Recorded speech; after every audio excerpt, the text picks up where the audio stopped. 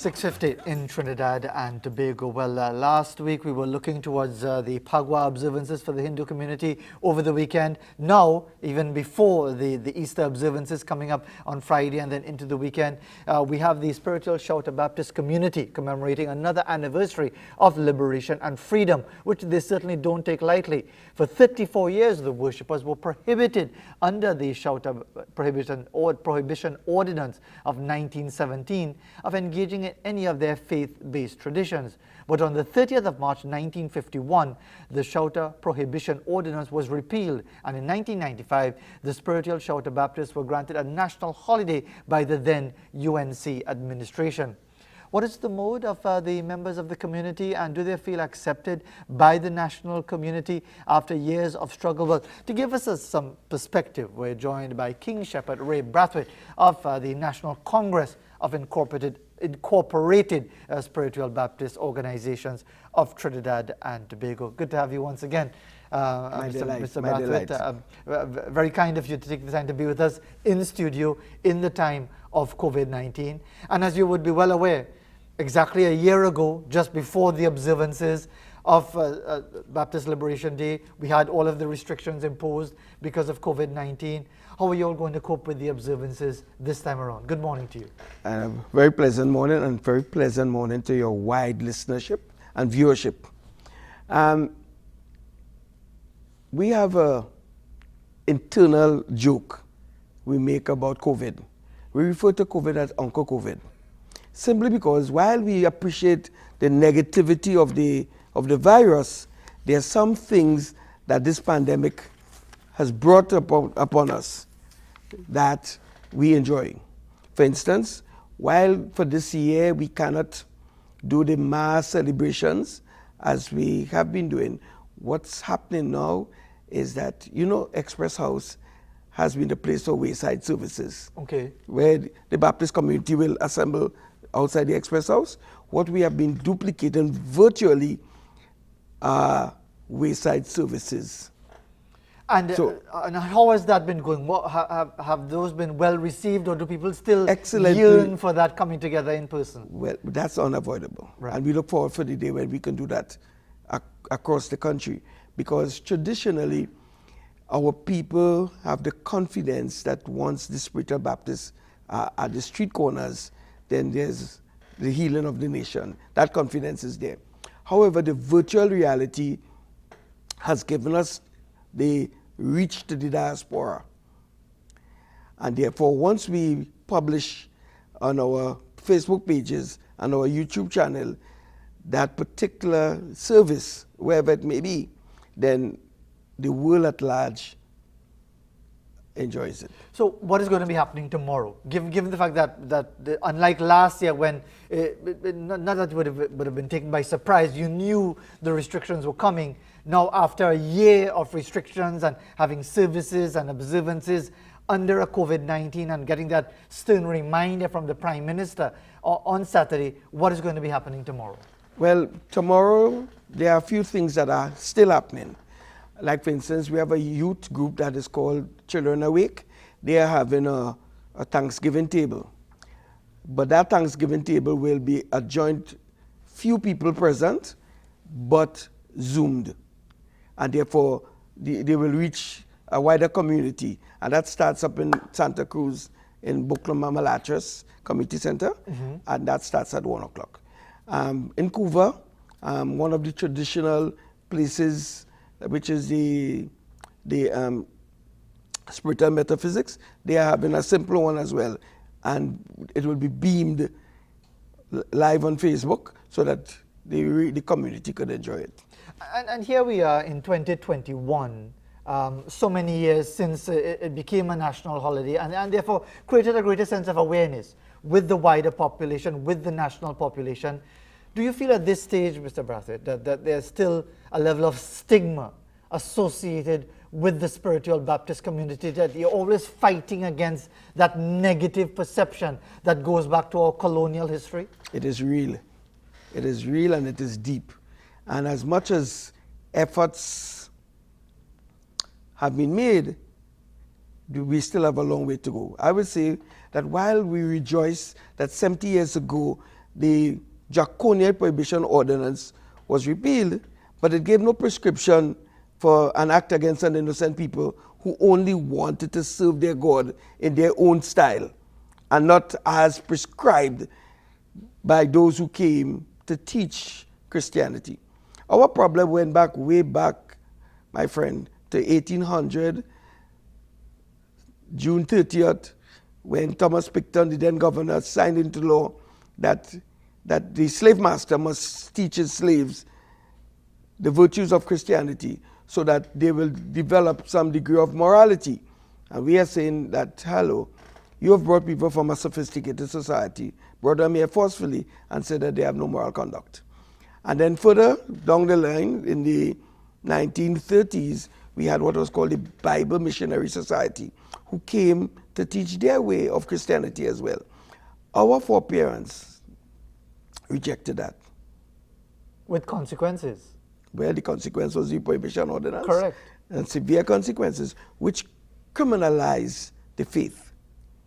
And a political leader said in March of 2019 that had it not been for that draconian prohibition ordinance, more people in Trinidad and Tobago would have been spiritual Baptists.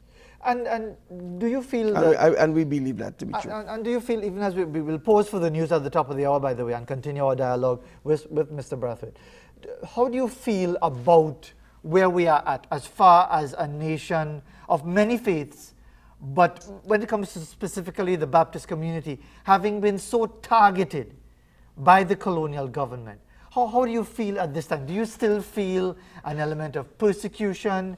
Do you feel that an element of being pigeonholed in a particular way in a negative context rather than in an open-minded, fully appreciative perspective? How do you feel? Well, I can tell you that while some of the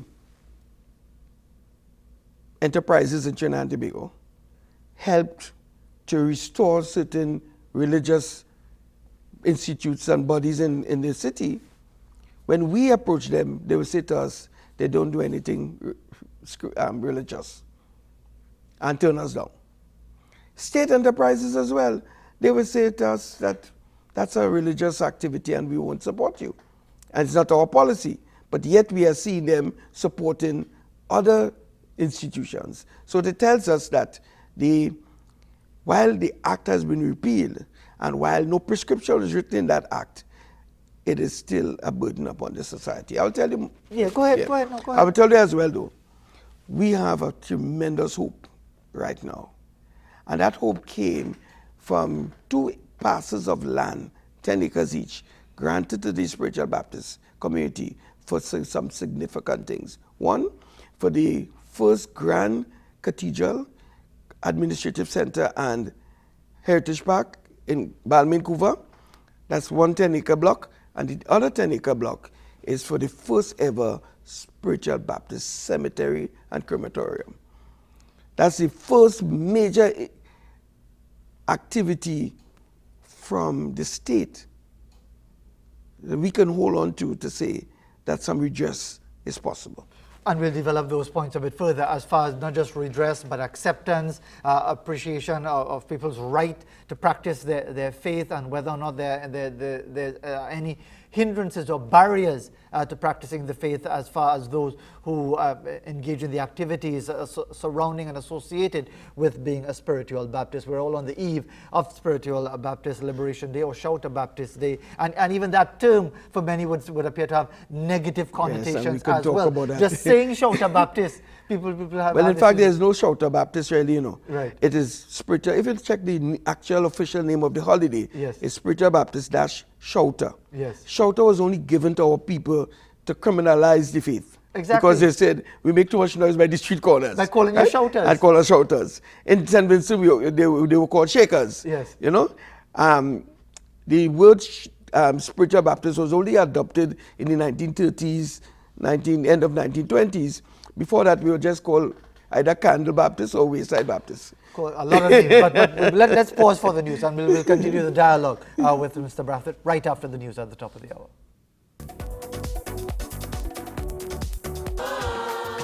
Won't it be a time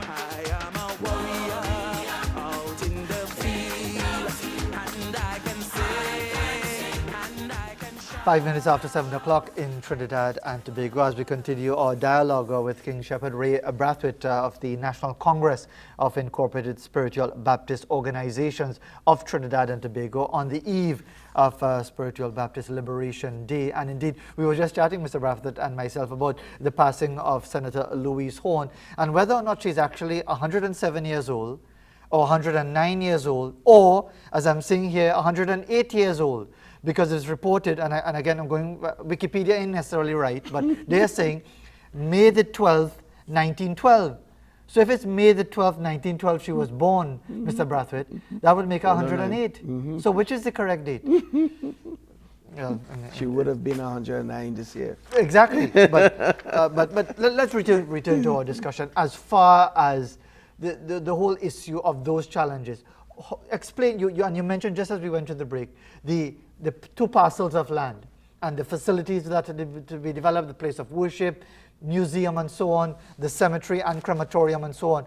How would those physical structures, those physical facilities assist the organization? I know it sounds like an obvious question with an obvious answer, but how would it help in removing a lot of that I don't know why, but that negative perception of the Spiritual Baptist community?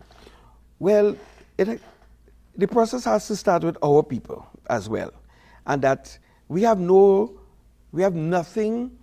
that one could say for ownership. That's ours. That's that belongs to us, and therefore those symbolic elements will give us that psychological push that all is well, especially as the state criminalized us and the state is assisting for the part of the decriminalization. Well, that kind of was preempted my next question, because the argument could be put forward, why wait for the government to give it to you? Would there have been the means or the resources to acquire it independently by the organization and therefore not necessarily be seen as beholden to the government? You could be correct. However, because of us being the only faith that has been criminalized in this way, listen, the laws of Britain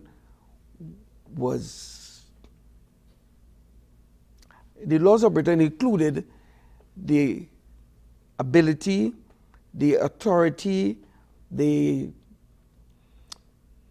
requirements for people to be able to serve their religious belief practices without any hindrance. All right? So they broke their own law by enacting the Shelter Prohibition Ordinance. And therefore, even though government after government will inherit the problem, the source must take responsibility for that action. I hear you on that. So therefore, with these 2 parcels of land now, and given the go of a season that we're in, what are the plans and what are the objectives as far as completing the various facilities and the cemetery and the crematorium? The state has committed to assist us financially on the project. And I think the Prime Minister then said that no one should object for the state to assist, because really the first sets of the established churches were really built through the state because of that era where there was no separation between state and... Correct. As we discussed right? earlier, the state was the church. The church. In fact, in that era, if you are writing the king, you'll write your most Catholic king, etc. Right? Of course, Elizabeth is still the head of the Church of England. The Church of England. Right. So, while it is a good point that what we can do for ourselves, we need to help to get off from inertia, that push to get it going. And the state is the most appropriate to do that, given our history. And as far as the youth in the Spiritual Baptist community, because any organization, religious or otherwise, depends on the next generation and the next and the next for its prosperity beyond our lifetimes. What is the situation like in the Baptist community? Well, that's a major pride and joy for us right now. In that there is, in the last couple of years, there's a large influx of young people coming in. And social media has helped us, because part of the mystery of the faith is that we had to hide our foreparents had to hide to be able to practice. And now we don't have to hide anymore. So there are some things we keep sacred, we will not have on social media, but there are other things that we can use the social media to demystify some aspects of the faith. And therefore we have some powerful youth groups from across the sector. They are not assigned to any one particular archdiocese. In fact, the National Congress, of which I'm a part, is a federation of 9 archdioceses, and each one of the archdioceses is headed by an archbishop. The head of the federation is our patriarch, His Eminence Dr. Stephen F. Julian, and so we have a team of archbishops forming the Archbishops' Council that manages the affairs of the spiritual Baptist faith for that portion that we control. And what do you think has accounted for this increased involvement of young people, even before COVID-19? What do you and Zoom and all the social media thing? What do you think would have accounted for that? I would say categorically that we are in an era of information, and if I speak and quote, make a quotation right now in my presence, somebody could fact check it. Correct. Yeah, and therefore, the social media assisted us in getting the young people involved in the faith and understanding aspects of it. No longer can a leader say, that is my decision, without explaining.